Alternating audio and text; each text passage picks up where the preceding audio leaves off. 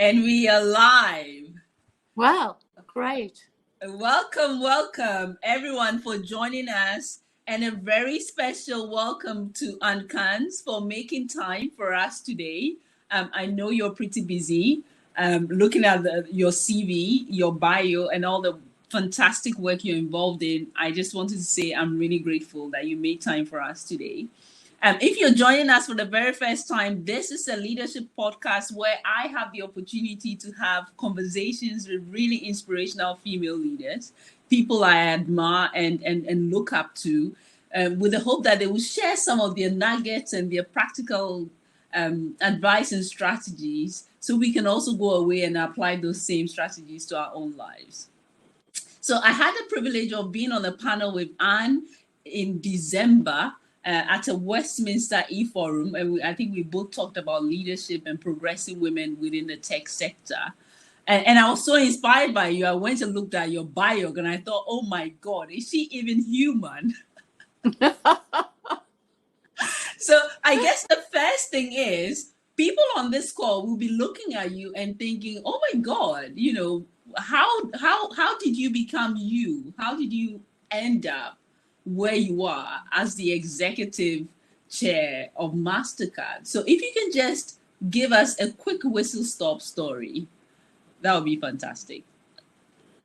Well, I mean, it's a long road.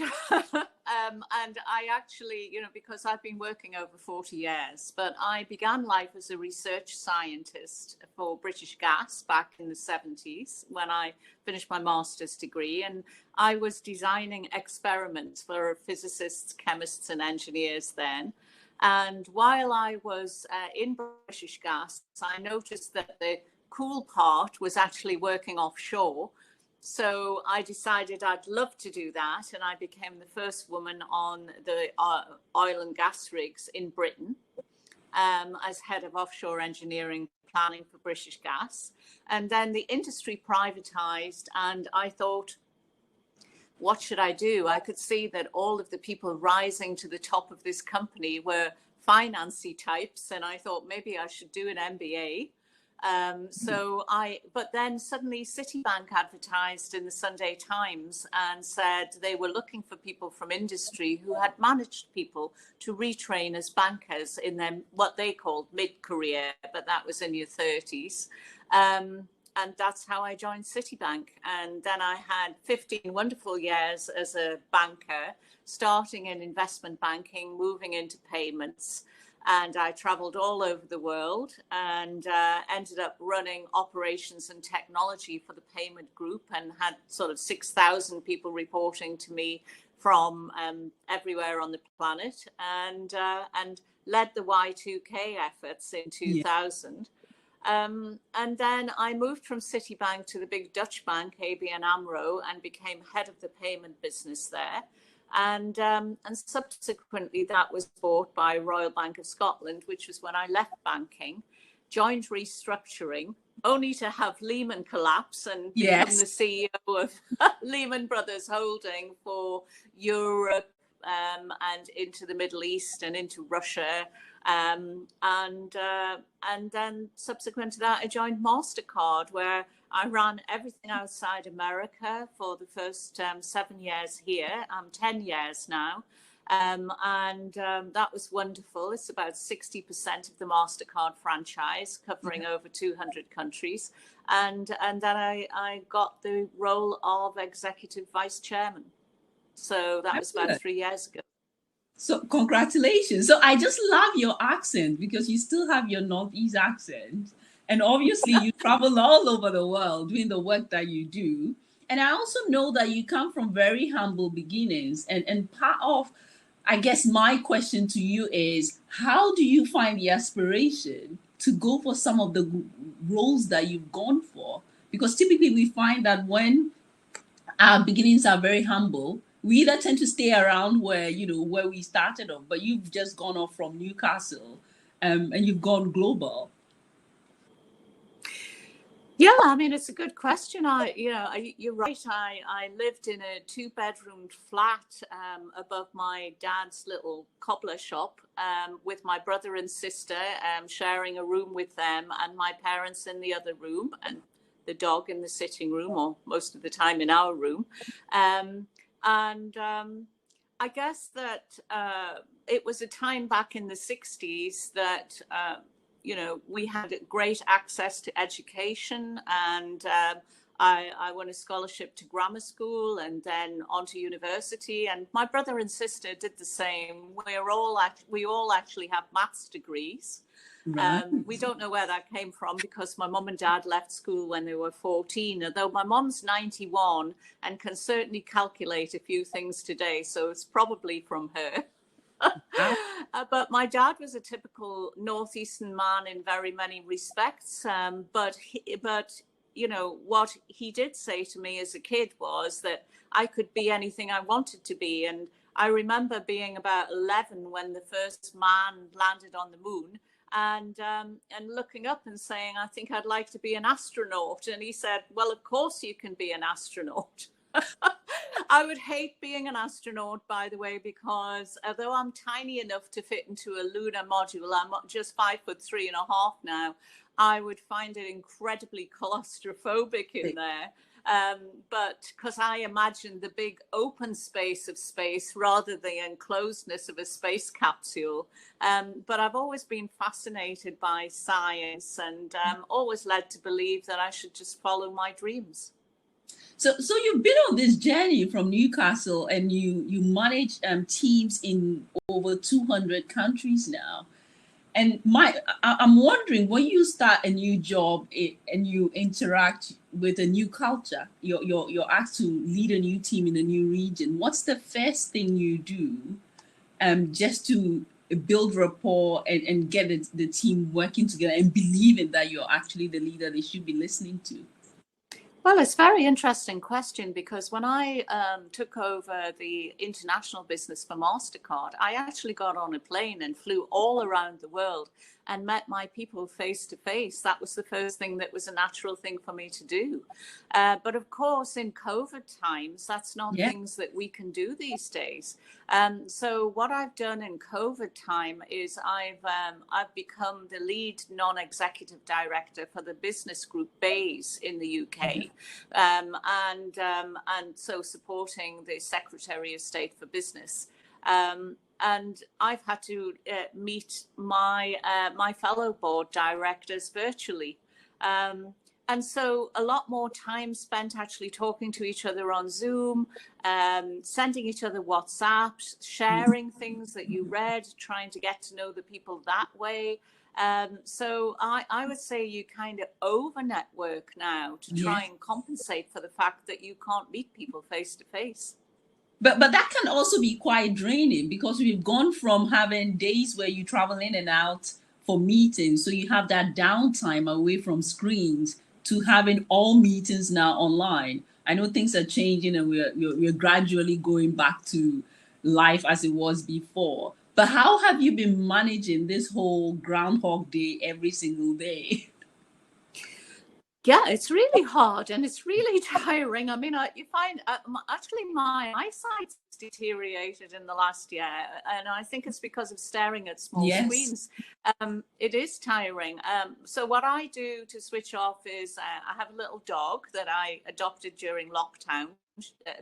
She's a Sprocker Spaniel. She needs to walk about 10 miles a day. Wow. So I get up in the morning, I walk her, I try and go for a walk at lunchtime, and I try another walk in the evening. And this is all downtime and thinking time. I mean, sometimes I'm on the telephone, but sometimes I just walk in the woods and try and think about things. So I think you have to build things like this into your everyday life, don't you? And of course, as things have opened up a little bit more now, I love meeting family and friends, and, really enjoying being with people, sharing a meal with someone. It's a wonderful experience, something we just took for granted, but we don't take it for granted anymore. Yes. I think COVID has changed all of us. You're either you miss people so much that you will be overcompensating for that and fearing that you're missing out. Or if you're introverted, you might be more introverted and have social anxieties around going out to meet people.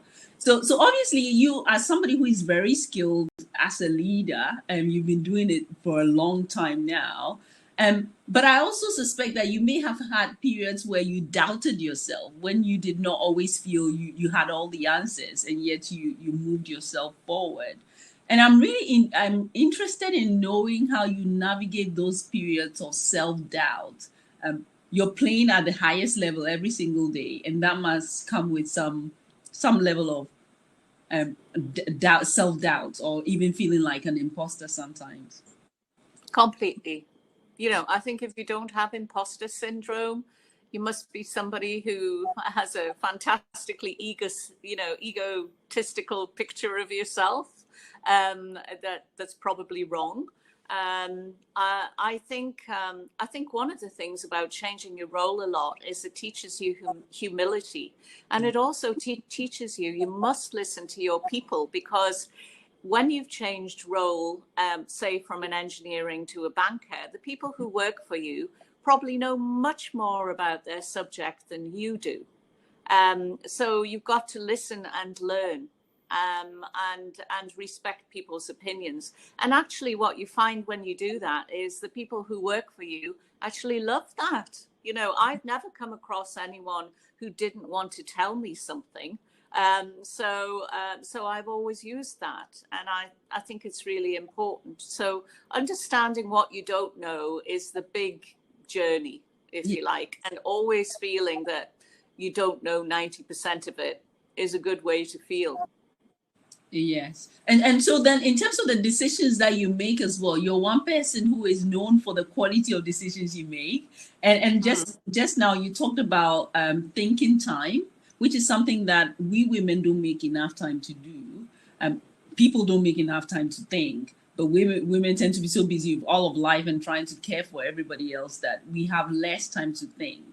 But I'm really interested in how you approach your decision making, just to make sure that every time you do come to a conclusion and you do decide to take a step forward, that you might not have all the data, but you're very confident in the direction that you're going. Well, it's interesting. I mean, when I was about 40, my boss at the time in Citibank said to me, "You're so decisive, you need to slow down to speed up." And what he meant was, you would give me a decision to make and I would just make it. And then some 3 or 4 steps later, I might have to reverse the first decision, which I always felt capable of doing. I'm not one of these people who won't change direction if external factors dictate that I should. But what he meant was make decisions the way that you play chess. Mm-hmm. So, when you're making your opening move, you're thinking about 3 or 4 moves ahead. And that way, you approach the future with more confidence because you've actually thought about the future and the consequences of the steps that you're taking down the road. And I thought that was absolutely fantastic advice. Yeah. And the other piece of advice is, of course, I've been in restructuring in the middle of a financial crisis. And one of my favorite quotes from Churchill was, if you're going through hell, keep going. So I think that you've got to think about that. You might be in a dark tunnel going in a certain direction and you don't really think you've seen the light yet. But the only thing you can do is keep going. Yes. So sometimes you just have to do that. So one of the things I also love about you, Ann, is that you're quite visible and active on social media. And I know a lot of leaders who are still quite resistant to the idea of being on social media because 1, they don't know what to say. 2, they think it's a waste of time. Or 3, they're just afraid of the backlash that comes from being very vocal about your opinions on social media. And I know that you've nailed that. So can you just share how you manage to fit all that in, so that we can do the same as well? Well, I think social media is very important, and it was important before COVID, but it's vital now again because it is a main way of communicating. I think you have to choose your platforms. Yeah. I quite like Twitter because people can reply to you, but it's not quite the interactive platform. So I use Twitter and I use LinkedIn because I think LinkedIn is a very professional platform and you're reaching people in the business world with the same kind of ideas as you. I have an Instagram account, Yes. but I don't use it so much.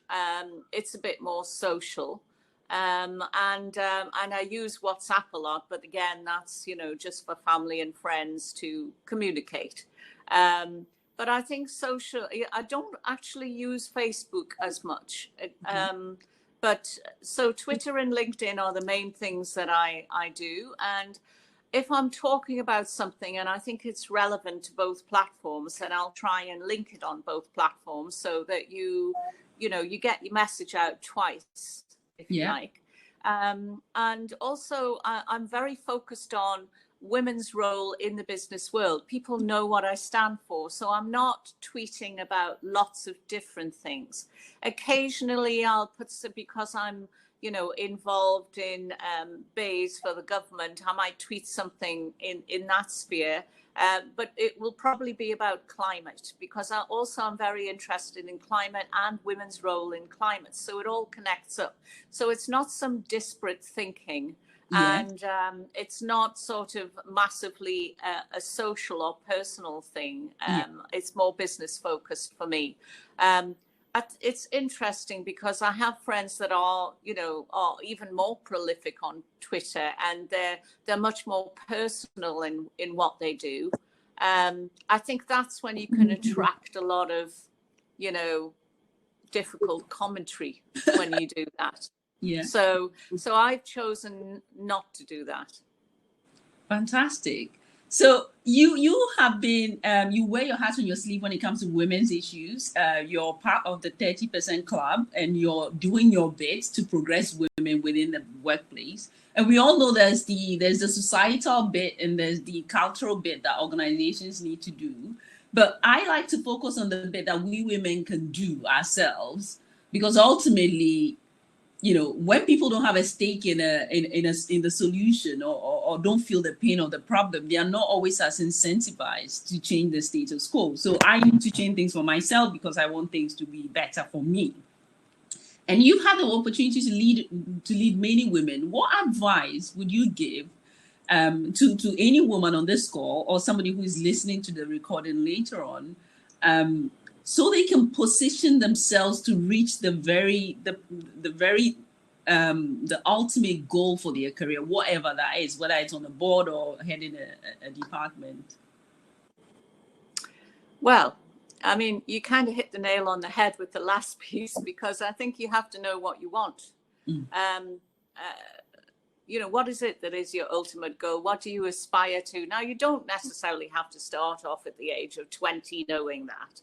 I mean, you may not even know it at 40, but you sort of have to have a general idea of the direction you're going in. I mean, when I was in Citibank, when I was in British Gas and I decided to move to Citibank, it was because I could see that all the top jobs in the company weren't going to the engineers, they were going to the finance types. So I already had it in my mind that I would like to have a top job in the company, in a company.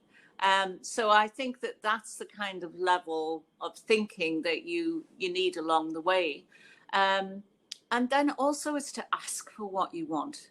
When I decided I wanted to go offshore, I just picked up the telephone to the guy who ran the offshore part of British Gas and said, hello, I'm an engineer up in the Northeast. My name's Anne. I'm the only woman scientist at this research station, and I'd love to work offshore. And he said, really? Kind of.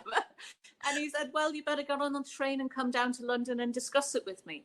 I think these kind of things where you're not waiting for a job to be advertised or anything like that, where you see something you want, you think about who can help you get there, and you contact them, because what's the worst that can happen? Somebody could say no. well, then you go a different route. So never be afraid to do that. There's very few jobs that I've actually applied for that are advertised. It's usually something that I've gone after, or, in later life, it's because a headhunter contacted me. So, yeah, that's what I'd advise. And in terms of going for what you want, can we talk about money? Because, the research just came out saying that women on FTSE 100 boards are paid 40% less than the male counterparts. We know that there are structural problems around policies and remuneration and all that. But when you've been in positions when you've been negotiating for your own salary, what tips do you have to share around that? Well, first of all, it's never easy. I mean, I absolutely hate asking for money. I really do. So I think that, first of all, you have to, think about what level you're trying to attain. It's kind of easier if you go after the right level job, and you're at a certain grade in the company to get paid what you think you deserve, right?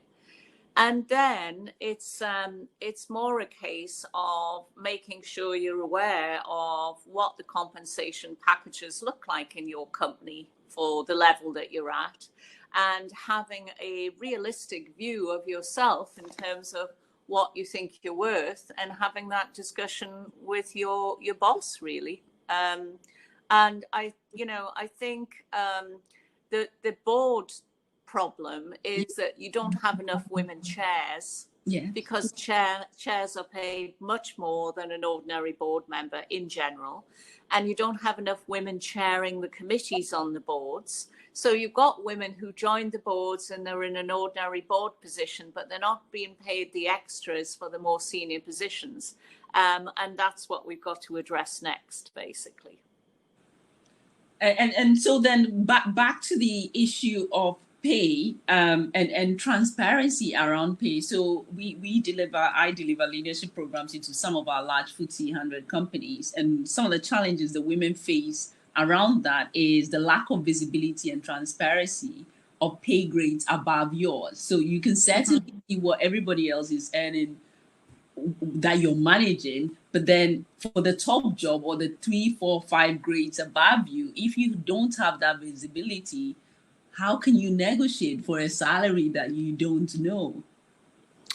It's very difficult, I mean, it has been interesting for me, because when I was in my previous role, near the top, running international for the company, my salary and bonus were actually published in the annual report, and that does happen right at the top of the company, so that you can see there is, in many companies, when you get to the very top jobs, there is transparency. So that's one thing. Once you get there, it's a different situation.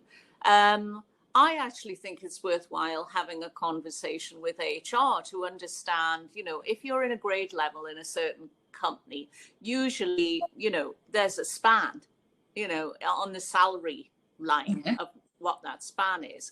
And then usually for bonus payments, it depends on your performance, of course, but say in general, they'll be ranking performance from things like outstanding to exceed expectations to expectations to blah, blah, blah.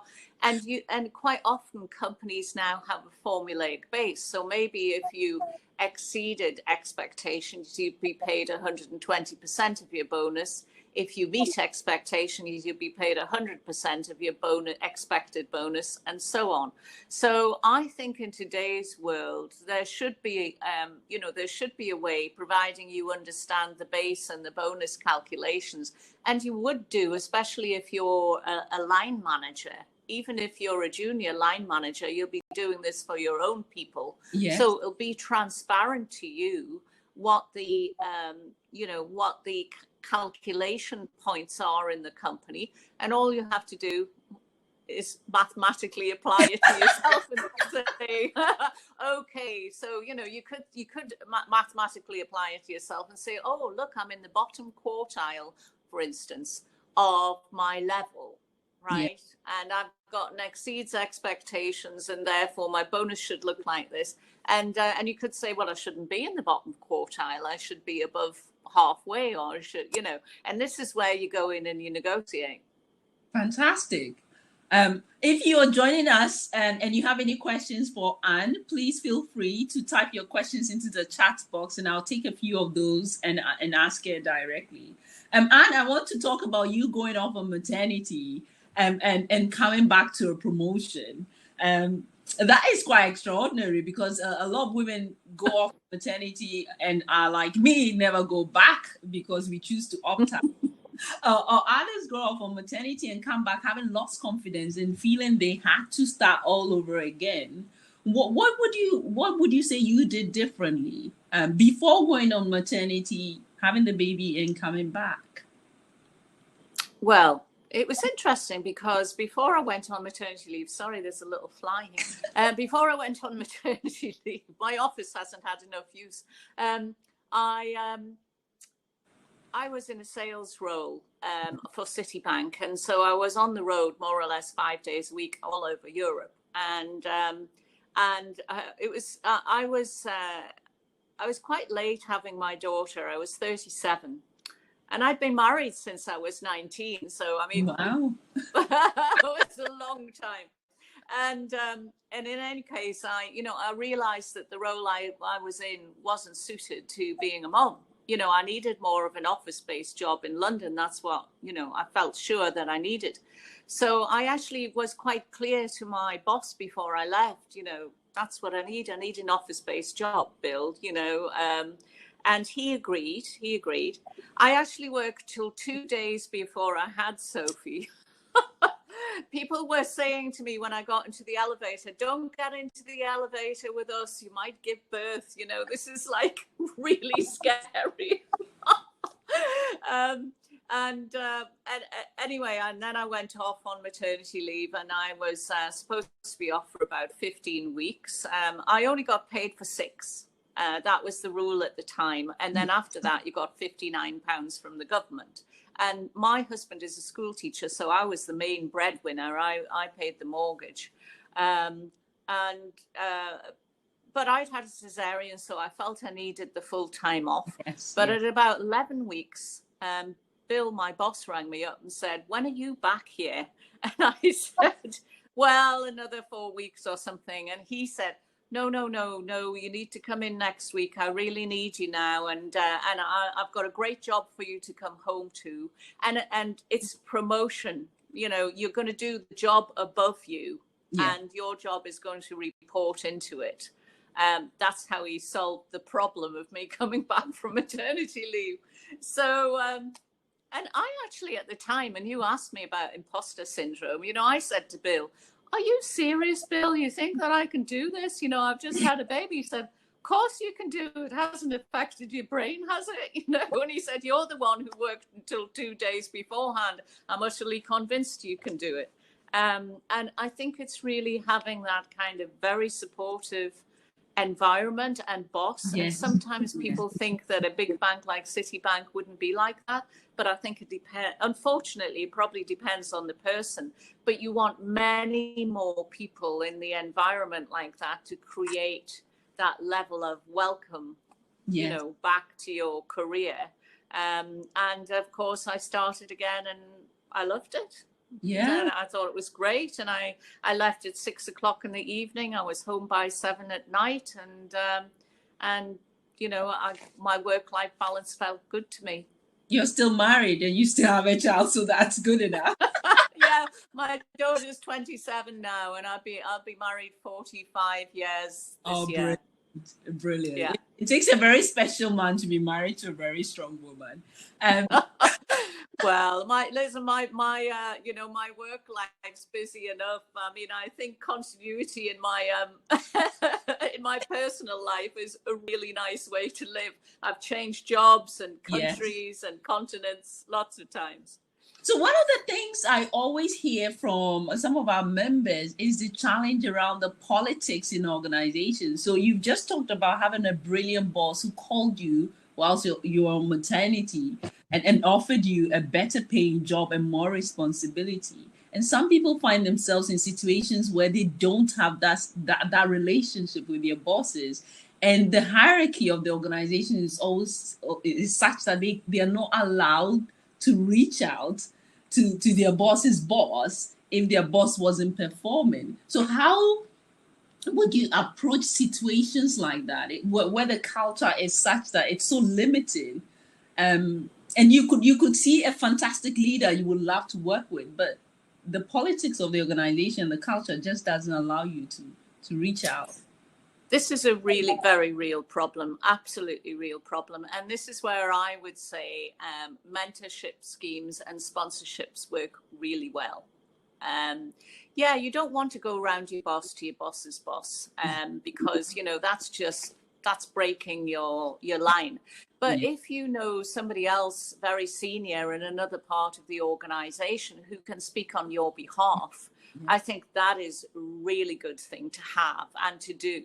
And so, finding yourself a sponsor who's not in your direct business line can be really important, or a mentor. And those two things are very different. I mean, I think I'm a better sponsor than a mentor.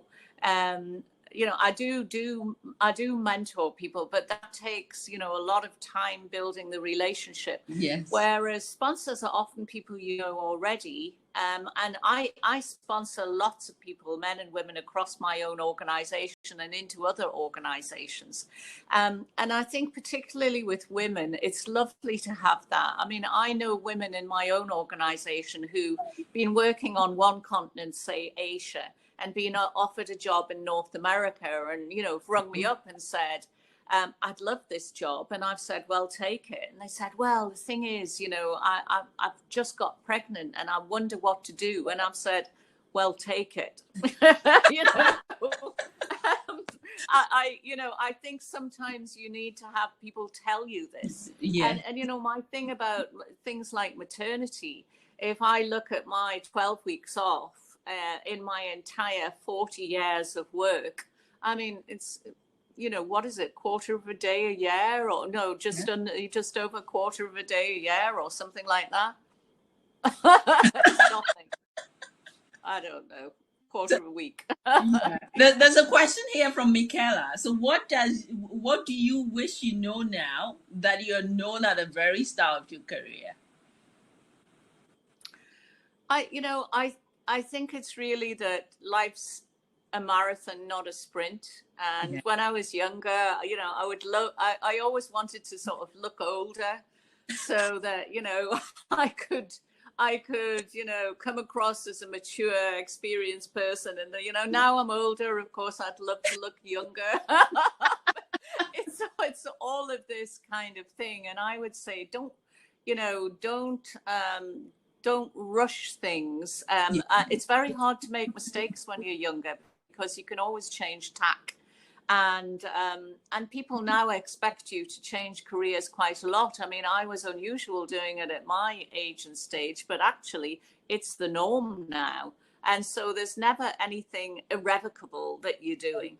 Relax about it and rejoin things. I think if you decided, say, that you were going to have time off to look after your kids when they were younger,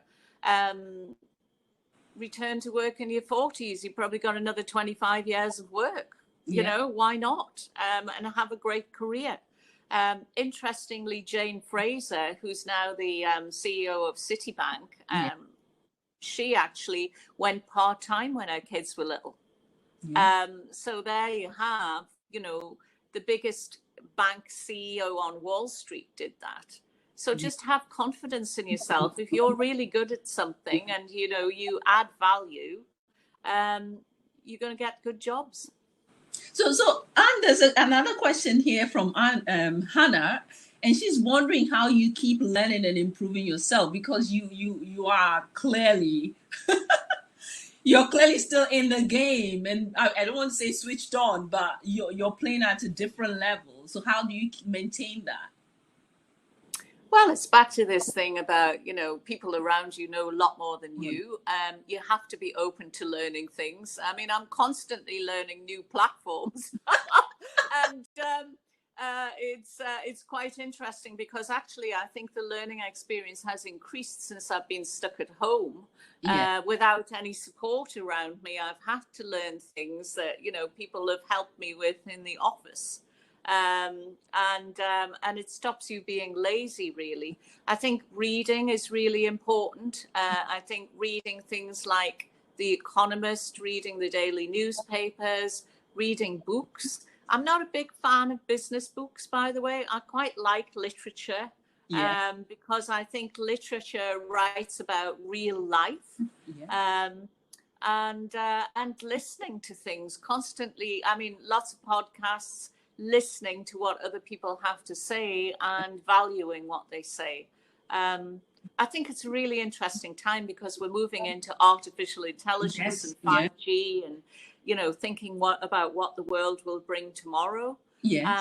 And I personally like to sort of keep my skills at a certain level because I don't want to fall behind. I want to be able to communicate with people, and I find it interesting. So I think if you think like that, you keep yourself going. I know my mother's partner is 89 and he uses his Apple computer, he uses his iPhone, and he was a coal miner.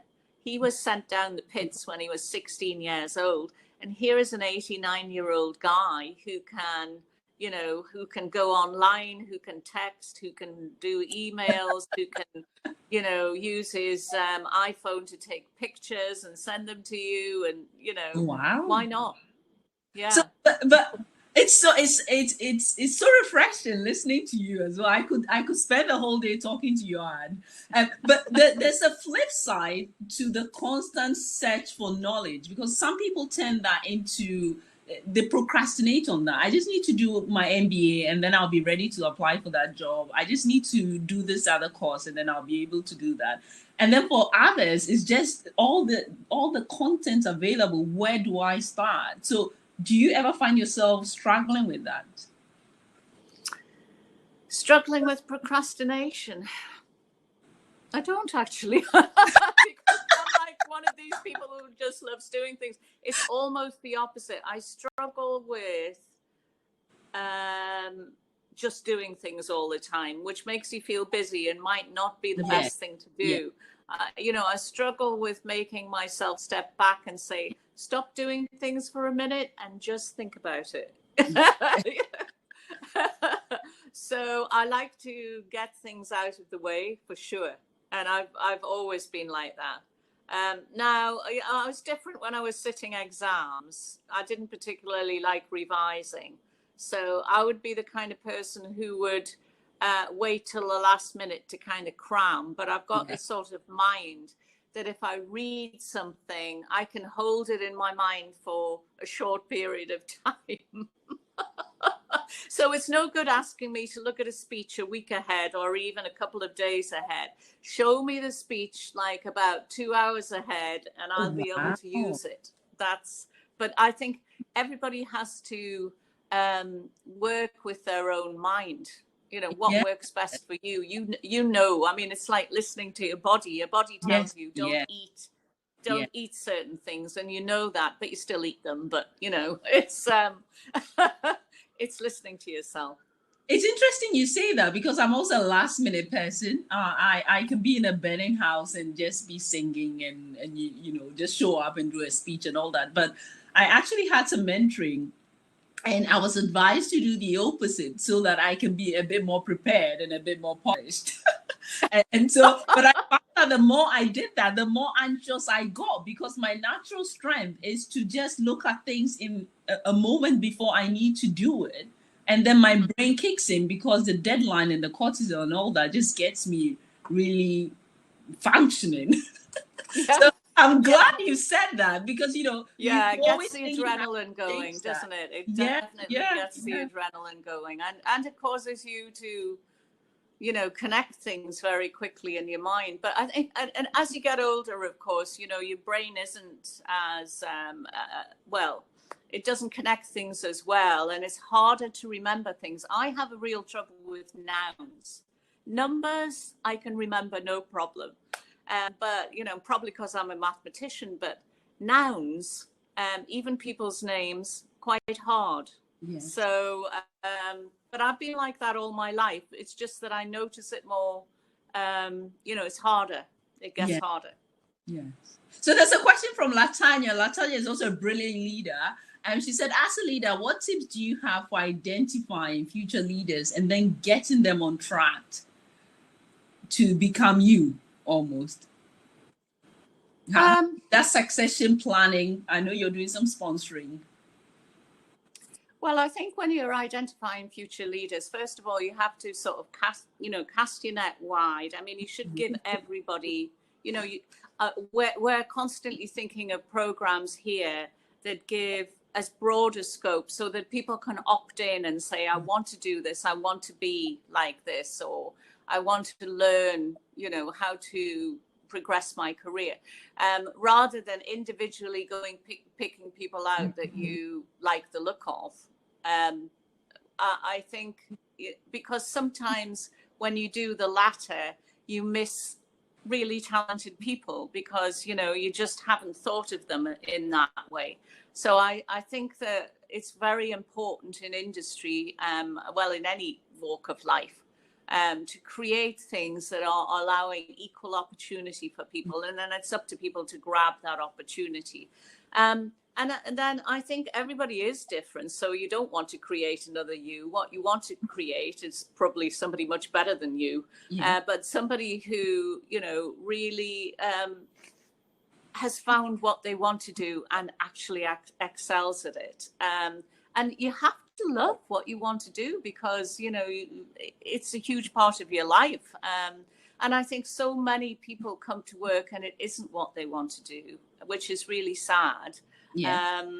And if you're in that situation, and I believe a lot of people are, then I think you have to think about what else you've got in your life that's really interesting to you. And it might not be the thing that you're going to make money from to sustain yourself, if you see what I mean. Yes. But it might be something that that helps you develop, that makes you better. And I think that's really important. I know people that are great at what they do, but also have lots of other strings to their bow. I'm thinking of somebody who's a customer of ours who is the CEO of a financial business, but she also loves opera singing. And so she's in this Gilbert and Sullivan company and she actually performs on stage and things like this, not professionally, of course, because she's the CEO of this finance company. But why not? Why not have this? I think, you should do all of these things that you love. So, and just listening to you, you show up so happy, you're laughing. I think I read an article that you could be spotted by your laughter, no matter where you were. And you just show up so authentic and so positive. And I have a thing about routines, and I'm wondering how people show up the way they show up every single day without burnout. So can you share with us what your daily routine is, if you do have a special way of going about things? Well, I just think that you should be you, no matter what circumstances you're in. I don't think there's a work you and a home you, and I don't think there's an intellectual you and a physical you. I think that you're the sum of all of your life's experiences, and I think that constantly choosing paths for things that you love makes you happy. You know, and by the way, I don't think that you can be happy all the time, because I think I think that life, one of the great things in life is contrast. So having times that tell you that you're not happy, and then other times that you're happy, show how happy you are when you are. Yes. And I think being self-aware is really being self-aware and saying, that's what makes me happy. That's what makes me tick. I've been down at my house in the country for bank holiday, and I got up this morning and I thought, oh, great, I'm getting on the train to come to London. Now, at times in the past, I've sort of had to commute to London every day and gone, oh God, I'm getting on the train to come. So even the circumstances of the thing you're doing are changing around you, and it makes you feel different about it. So I think enjoying the differences in life are important, and learning new things and doing things when you're physically capable of doing them. I used to run when I could. I can't run now for various reasons, but I sail, and I just started taking up golf, and I do a lot of walking, and I swim, and I do things that I find that my body enjoys doing now, whereas when I was younger, I was much fitter and did completely different skiing and running, and I was a badminton champion, and so just doing the things that feel right for your body at the right time of life is really important as well. I think that's giving it a little treat, Yes, yeah. I think that's fantastic advice, because we go through different phases, isn't it? I just turned 40, and I think something just started going wrong with my body immediately I turned 40. Some of them I cannot share publicly, but it's been a bit of a shock. My eyesight went, and then some bits just weren't operating very well. So I'm getting all of that checked. But it made me realize that the things that I took for granted in my 30s, I really now need to work really hard to maintain. And so, Anne, what time do you wake up? What time do you go to bed? How many breaks do you have in a day? How do you structure your working day? I'm a big sleeper. I love sleep. And I think one of the reasons why I could travel around the world so easily was that I can fall asleep at the drop of a hat on a plane, and I can get off the plane and I can go to work, in China or in a different time zone, no problem. Because, I get my 8 hours wherever I am, basically. And I can nap in the afternoon, and then, I can go to sleep at nighttime. So if I'm home, I'm usually in bed by 11 o'clock. Yeah. And then I can, I wake up just after 7, something like that. And sometimes I wake up earlier, because, it's a lovely sunny day and I get up and I walk Bessie. But other times I sleep later. I tend to my body seems to regulate very well. So if I'm up till midnight, I just sleep till 8 o'clock, So I think getting the amount of rest you need is just really important. I'm certainly not the Maggie Thatcher type. I'm not a 5 hours a night person or anything like that. No way. And by the way, 40, you're an absolute baby. Thank you for saying that. I'm beginning to see the gray hair. I'm thinking, how am I feeling about that? Oh, dear. So Anne, there's one last question before we go on to your book recommendation. Like you said, I'm enjoying talking to you so much. I've probably taken a lot more of your time than I should, so please forgive me. So people listening to this will be thinking, you are absolutely amazing. Like, you make everything look so easy. You've achieved so much. But I'm sure there have been times when you faced your own personal failure or challenges. Can you talk us through one such moment and how you managed to pick yourself from that, so that the people on the call can know that actually she's pretty normal. She's just like us.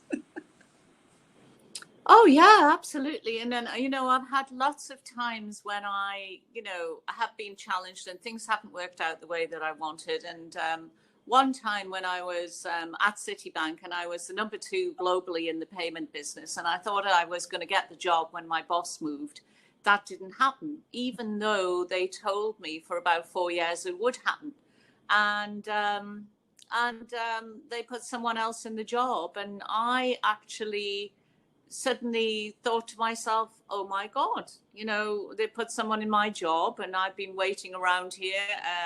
I'd been 4 years in what I considered was a number 2 position. Yeah. And that often happens. And then to add insult to injury, I then decided I would move to a different part of the bank. And I was told, oh, you can't move because the guy who put in your job doesn't know how to do it yet. So you're going to have to teach him. So I thought, really. So So what happened then was, after a few weeks, I got a call from a headhunter to join the Dutch bank, ABNAMRO, and that's when I took the call. You get calls from headhunters all your life when you start to become a senior person, but often you don't respond to the call, or you answer politely, but you say no. But sometimes something happens in your life and you just say yes. And actually, I was very pleased with that move. It opened new horizons for me. I loved it. I moved to Holland. I moved back to Chicago. I moved to London. Just changed the trajectory that I was on, and introduced me to a whole new group of people. And I was pleased I made the move. So I think that, my comment on that, and you might have heard me say it, is don't be a lady in waiting. Yes. That's that number 2 position. Oh, great. You can stay in that and you can teach this guy how to be successful. It's always a guy. So, don't let anybody do that to you longer term, and decide what you want and go for it. The next opportunity that comes along, take it, jump, because maybe that's what life's telling you need to do. Gosh. And on that note, and thank you so much. Do you have a book you can recommend we read before we go? Any book at all you've enjoyed? Oh, books. Oh my goodness. Hundreds of books I love. I like thinking of the future, and so I like Homo Deus, which is the sequel to Sapiens by Yuval. And I think it really makes you think, because I think that we are going to be given the opportunity to enhance ourselves. We already are today.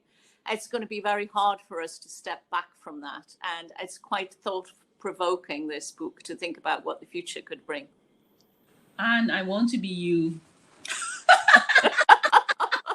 I absolutely want to be. It's been an absolute pleasure. So refreshing, so honest. That's exactly what we need to be hearing. And there aren't enough women like yourself sharing their journeys as well out there. So thank you so much for making time for us. And for everybody else joining us on the call, thank you for hanging in there. It's been 50 minutes and not a single person is left. So that shows just how much they've enjoyed the conversation.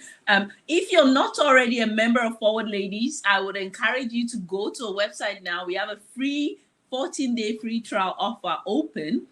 And we would love to see you as part of the membership.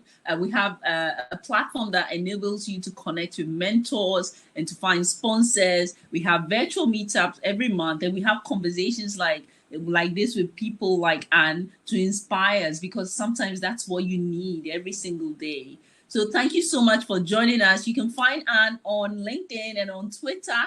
And show her some love. Please go and connect with her and tell her just how amazing she is, so she can keep sharing her love with all of us. So thank you so much, and have a wonderful day.